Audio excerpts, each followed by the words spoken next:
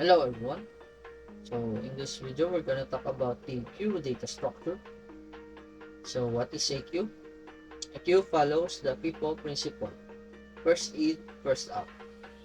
Unlike the last one, which is the stock data structure, it follows the LIFO, last in, first out. So in a queue data structure, the first one that we've inserted in the queue will also be the first one to get out or be removed. So here's an example in the with what we see in our world. So a queue when ordering in a fast food restaurant. So what we can see here is people lining up to the cashier to get their orders. They do this because this is efficient and all of them have the fair chance of time, fair chance and fair amount of time to get their orders. Let's move on. So a queue has two main operations. Number one is to enqueue, which means to add at the end. So let's say for example we have a queue of numbers 1, 2, 3, 4, 5. We want to enqueue 6. So the way to do that is inserting it at the end. So next of 5 is 6. That's how to enqueue in a queue data structure. The next operation is dequeue. Dequeue means to delete at the start. So we have the queue here of alphabets, letters, and if we want to dequeue, we'll just remove the first one on our queue. So A is the first one, so we're gonna delete the A, and then remove the queue so that B will gonna be the start, and then so on and so forth. Let's move on to the Python program. So in this activity, we are tasked to make a Python program that will implement a queued abstract data structure using linked list.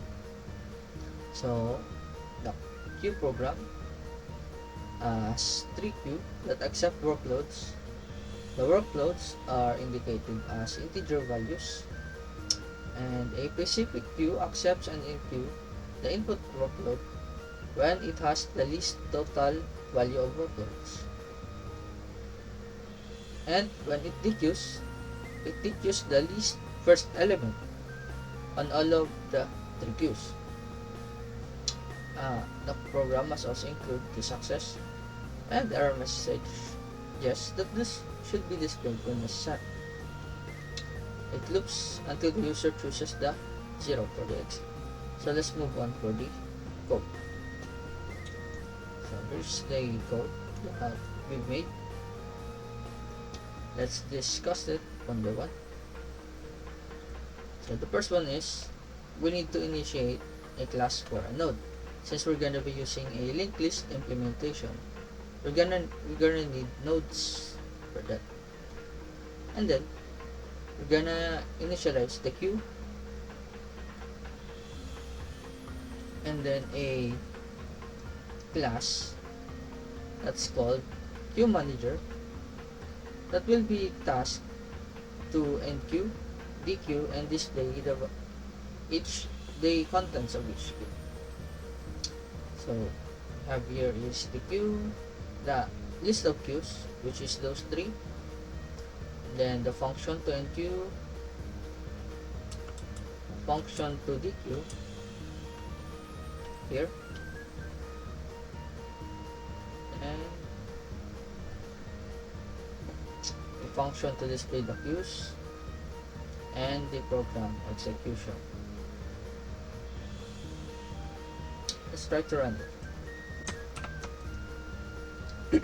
Continuing on with the program.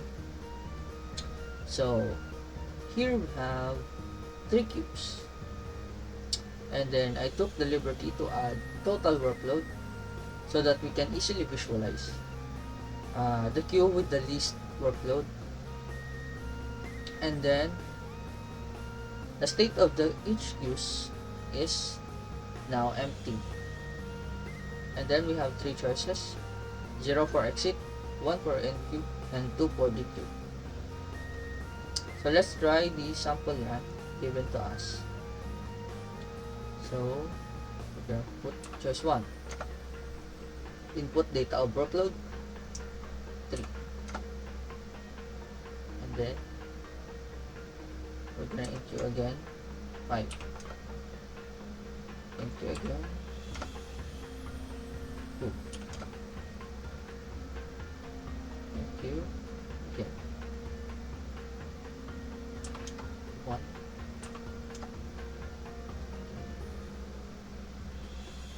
NQ again 4,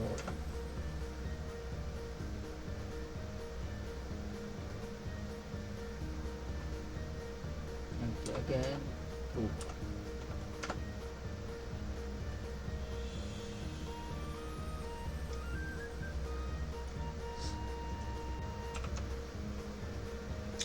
Continue on.